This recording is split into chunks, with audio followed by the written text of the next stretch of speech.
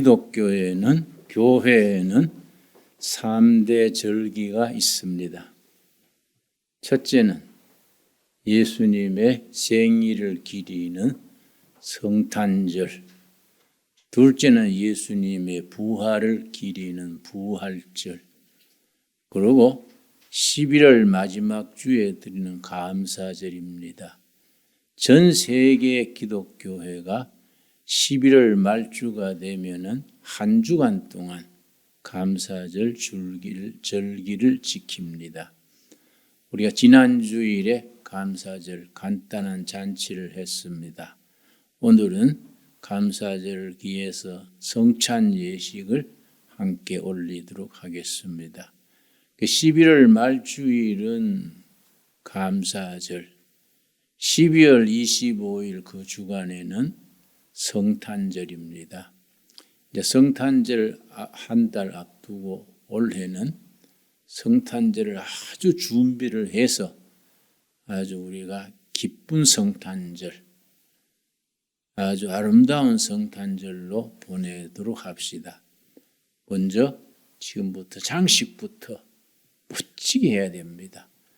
사람들이 골짜기에 들어왔다가 둘의 수도원, 둘의 온라인 교회, 성탄절 추리 장식 보고 눈이 희둥그레지도록 이 산골짜기 어디 이런 데 천국 같은 데가 있냐. 성탄절 멋진 장식을 저 위에 수도원에서부터 학교에까지 좀 우리가 예수님의 생일이니까 좀 뻑적지근하게 할 필요 있지 않습니까? 또 경기가 침체하고 어려울수록 누군가는 좀 축제를 벌이고 기상을 북돋을 필요가 있습니다. 이번 성탄절에는 장식도 미리 잘하고 또 성탄절에 떡국도 해먹고 그날 또 뭐 특기 자랑도 하고 그리고 가능하면은 우리 지휘자님 성탄절 찬양도 한번 멋지게 한번 찬양해 주십시오. 우리 또 교회에서 또 성가대 대원들 한번 크게 쏠 테니까 한번 멋지게 합시다. 예. 오늘은 다니엘에 대한 우리가 공부를 간결하게 합니다. 성찬 예식도 있고 하니까 설교를 짧게 하겠습니다. 요즘 둘의 수도원에서 예배 시간에 다니엘을 쭉 공부하고 있습니다만은 다니엘의 이야기는 다니엘서 12장에 잘 적혀 있는데 읽으면 읽을수록 감동을 주는 스토리가 다니엘 스토리입니다. 다니엘은 포로로 끌려간 최 밑바닥에서 세 차례에 걸쳐서 제상직을 겸임했던 아주 최고의 성공한 인물입니다. 또 같은 정권의 제상을 3번 한 게 아니라 바벨론 치하에서 제상을 하고 바벨론을 멸망시킨 나라가 고레스의 페르시아입니다. 페르시아 시대에 또 제상을 했습니다. 그 어려운 일 아닙니까? 그만큼 참 불세출의 인물입니다. 완전히 밑바닥에서 노예로 끌려가서 3번이나 제상직을 가졌던 점에 있어서 다니엘은 역사에 두드러진 성공한 인물입니다. 그래서 다니엘이 성공할 수 있었던 비결이 뭐이냐? 3가지입니다. 3가지. 우리 정치학에서는 리더십에 대한 특별 과목이 있는데 리더십의 중요한 것이 지금까지 논쟁하는 게 있습니다. 지도자는 타고나는 것이냐 길러지는 것이냐 지금까지 논쟁합니다. 뭐 징기스칸이다 나폴레옹이다 링컨이다 이런 지도자가 선천적으로 태어나는 것이냐 아니면 후천적으로 훈련을 쌓아서 길러지는 것이냐 정치학 지도력이 있어서 논쟁거리입니다. 다니엘은 그야말로 스스로 각고의 뼈를 깎는 절제 생활을 통해서 길러진 지도자가 다니엘입니다. 다니엘이 그렇게 성공하셨던 비결 핵심이 세 가지입니다. 첫째가 1장 7절 말씀, 다니엘서 1장 7절 말씀. 우리가 자녀들을 기를 때에, 교회에서 일꾼들을 기를 때에 우리 아들, 딸, 손주들 또 교회 자녀들을 기를 때에 다니엘이 교과서가 돼야 됩니다. 다니엘이 성공할 수 있었던 비결 첫째, 1장 8절 말씀. 10대에, 요즘 말하면 티네이저 시대에 바벨론의 포로로 끌려가서 아주 절치부심, 절제하는 생활을 했습니다. 8절, 다니엘은 뜻을 정하여 10대 소년 때 벌써 뜻을 딱 정해서 나는 평생에 이렇게 살겠다. 이렇게 살면서 비록 노예로 끌려온 신분이지만은 하나님의 일꾼으로서 이런 일꾼이 되겠다. 뜻을 정했습니다.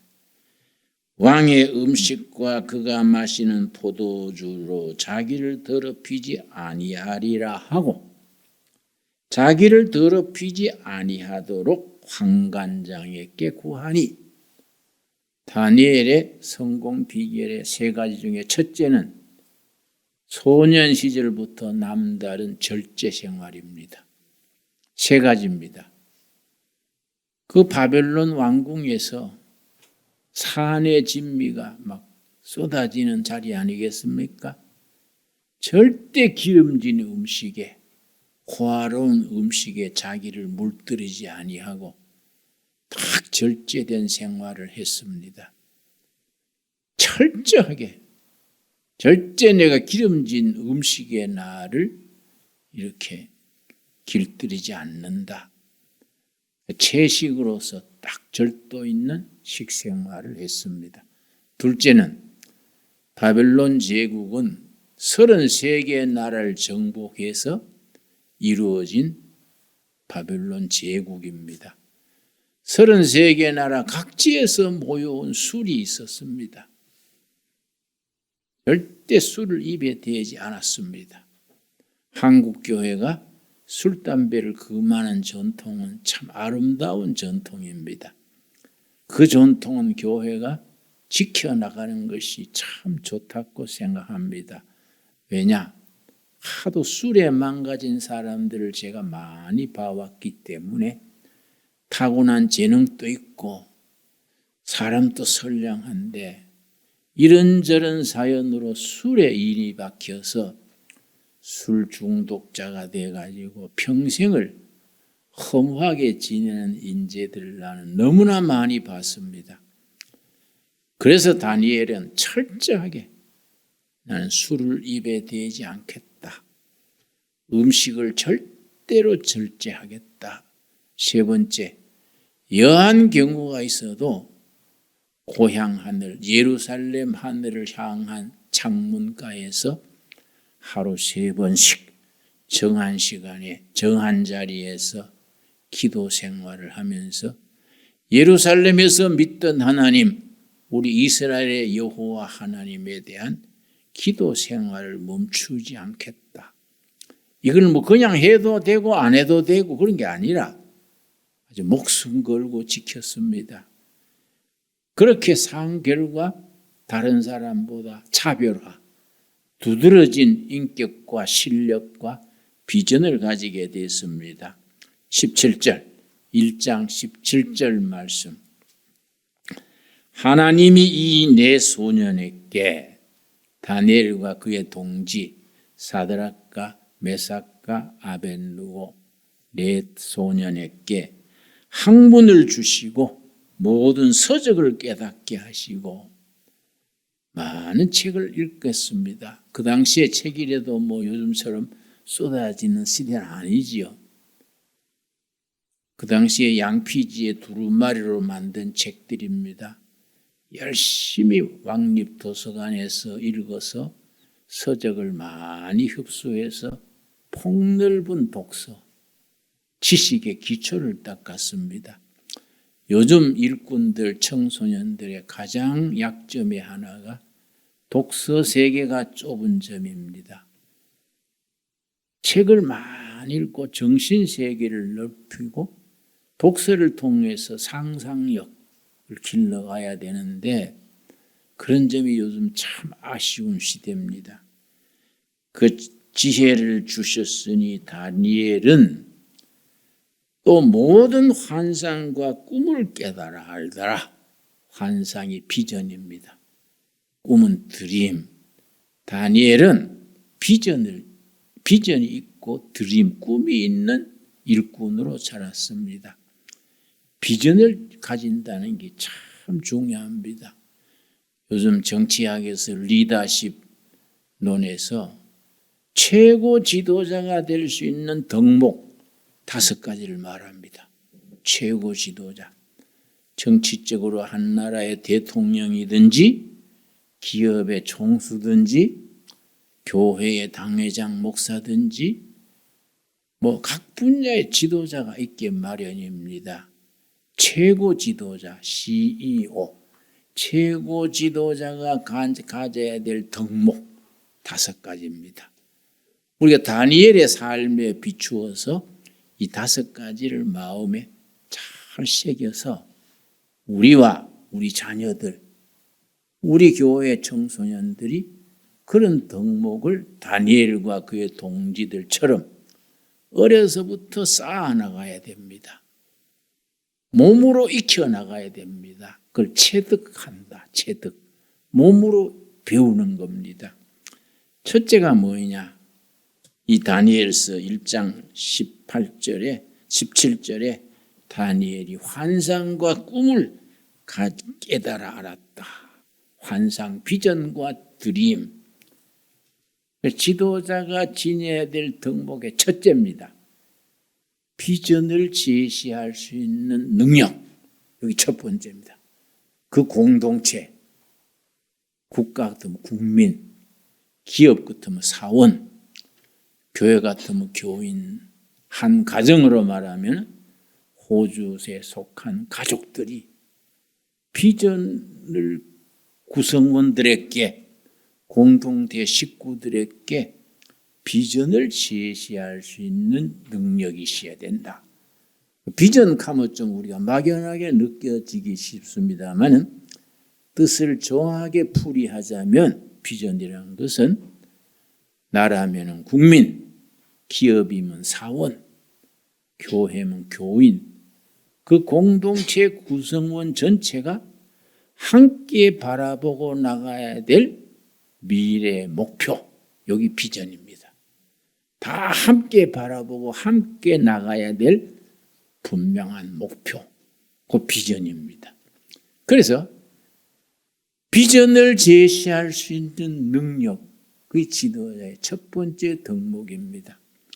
다니엘은 그래서 1장 17절에 평생에 대해 철저한 절제 생활, 자기 통제, 각고의 인내로서 자기를 갈고 닦았기 때문에 지식의 폭이 넓고 남다른 비전과 꿈을 제시할 수 있는 능력의 사람으로 자랐습니다.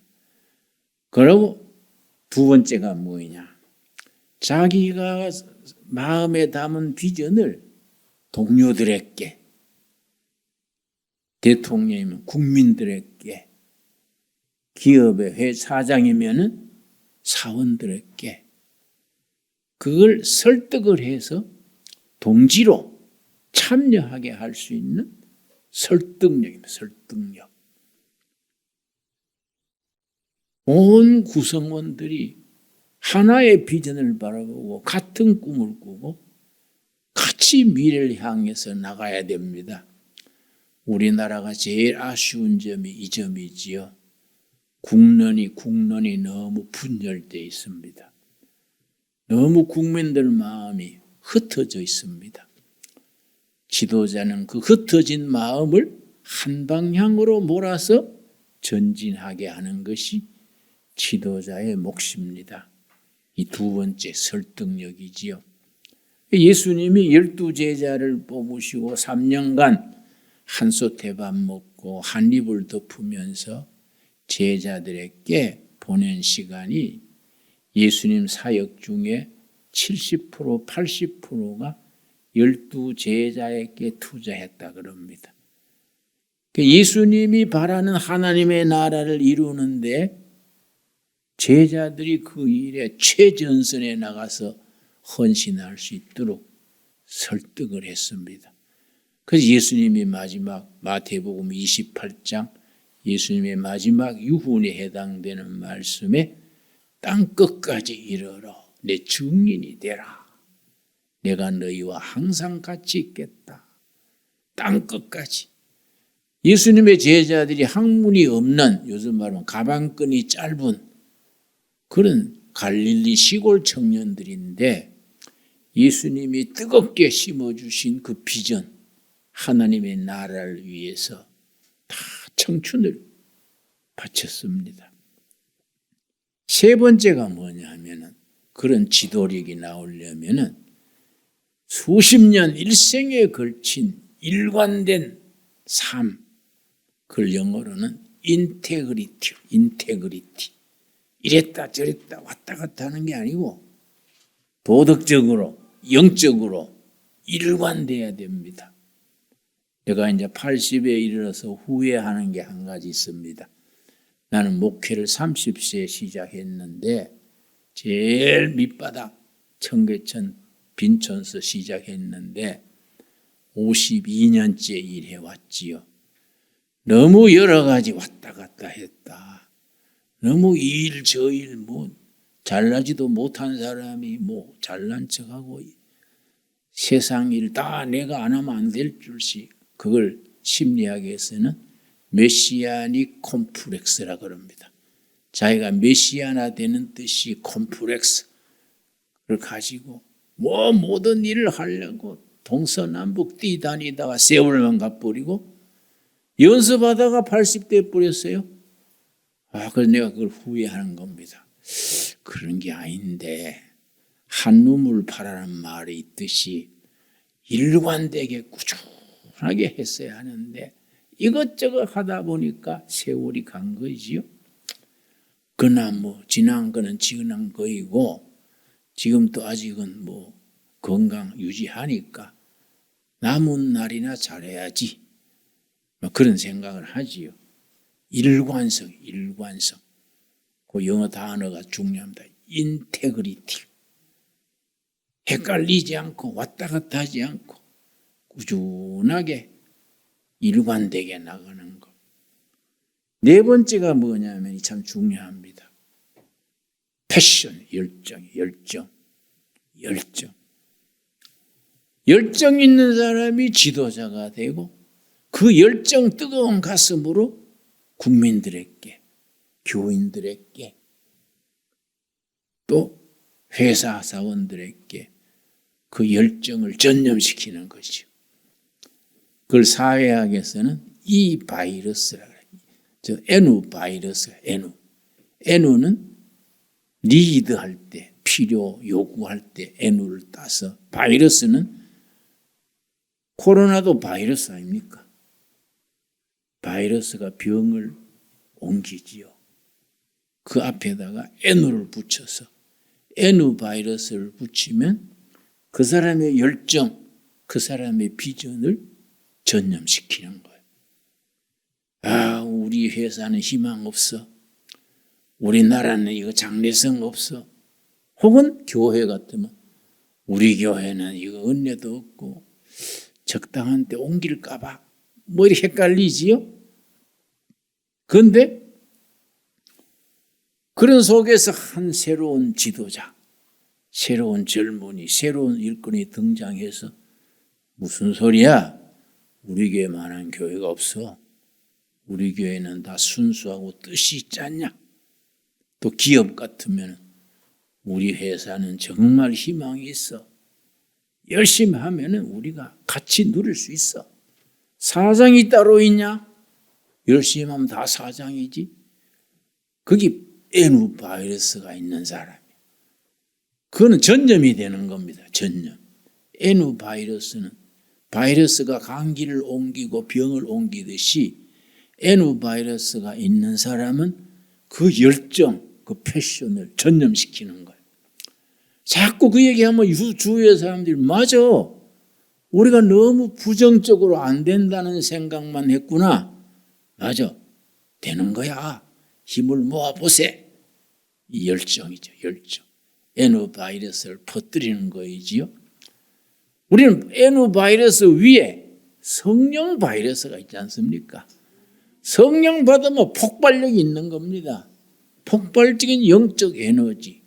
그래서 예수님의 12제자가 다 밑바닥 시골 청년들인데 사도행전 2장의 오순절 성령의 역사 받고 나서 불덩어리가 된 거예요. 열정의 덩어리가 된 거죠. 예루살렘 시내에 나가가지고 막 불을 타듯이 전도하고 그 제자들이 그래서 전부 땅끝까지 가서 순교하고 도마는 인도에 가서 창에 찔려 죽고 야고보는 저 스페인 산티아고까지 가서 전도하다가 죽고 베드로는 십자가에 거꾸로 달려 죽고 그 자신들이 깨달은 진리, 생명에 대해서 온몸을 던지는 거예요. 열정 있는 사람이 쓰임 받습니다. 우리 사회는 각 부서마다 그렇게 열정 있는 사람들이 필요합니다. 우리 둘의 가족들은 그런 성령 안에서 허락받은 열정의 사람들이 될 수 있게 되기 바랍니다. 열심히 있어야 돼요. 열심히. 쫙 깔아져가지고 나른해서 뭐 하면 그게 될까요? 이 재직해보면 제일 힘 빼는 게요. 그런 사람이요.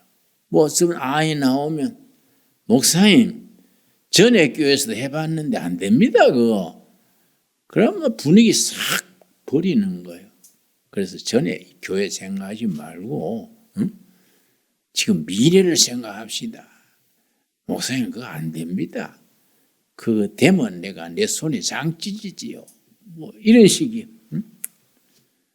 그런 부정적인 사고, 안 된다는 사고가 성령 안에서 달라지는 거지요. 이 빌립보 4장 13절이지요. 우리 찾아보겠습니다. 빌립보 4장 13절 말씀. 그래서 성경 말씀은 우리에게 깔아앉은 열정을 불러일으키는 살아있는 말씀이지요. 4장 13절 말씀. 빌립보 4장 13절로 인하여서 많은 사람들이 새로운 인생을 개척한 간증이 뭐 수없이 많습니다. 빌립보 4장 13절 우리 한번 같이 읽겠습니다. 내게 능력 주시는 자 안에서 내가 모든 것을 할 수 있느니라. 아멘 하시지요? 나로서는 실패했지만은 누구 안에서? 능력 주시는 자 그리스도 안에서 성령의 능력으로 모든 걸 할 수 있느니라. 할 수 있다 정신이지요. 영어로 can do spirit. 할 수 있다 정신. 우리가 그런 정신을 가집시다. 그런 열정을 가집시다. 예. 나이를 잊어버리고 환경을 잊어버리고 성령님 우리에게 주시는 예수님이 우리에게 보여주시는 비전, 표대를 향해서 그렇게 일관되게 힘들어도 낙심하지 말고 어려워도 포기하지 말고 전진하면은 미래는 그런 사람들을 위해서 기다리는 겁니다. 다섯 번째가 뭐냐? 바른 판단과 과감한 실천. 이거 다니엘서 6장 4절입니다. 다니엘 6장 4절. 다니엘이 평생의 절제 생활, 기도 생활, 비전의 사람으로 살아온 결과에 다니엘이 어느 수준에 도달했느냐? 다니엘서 6장 4절입니다. 3절, 6장 3절. 다니엘은 마음이 뭡니까? 민첩하여 총리들과 고관들 위에 뛰어남으로 왕이 그를 세워 전국을 다스리게 한고자 한지라. 그래서 바닥에 시작해서 총리로 오른 거지요. 민첩하여 정확한 판단력, 과감한 실천력 합친 겁니다. 이게 민첩하다는 단어입니다. 첫째는 기도 중에, 말씀 중에 상식과 그런 바탕 위에 판단을 잘해야 돼요. 바른 판단에다가 실천은 과감하게 아주 열정을 다해서 목숨 걸고 실천하는 겁니다. 그 다니엘의 그런 성공의 비결, 그런 영적 지도력이 우리들에게 주어질 수 있게 되기 바랍니다. 기도하겠습니다. 하나님 감사합니다. 2022년도 추수감사절 주간을 맞으면서 지난주에 감사절 예배를 드리고 오늘까지 감사절에 또 성만찬을 드리며 함께 말씀 앞에서 새로워지게 하셔서 감사합니다. 내년 감사절, 2023년 감사절을 맞을 때는 더 큰 감사를 드릴 수 있게 하여 주시옵소서. 예수님 이름 받들어 기도드렸사옵나이다. 아멘.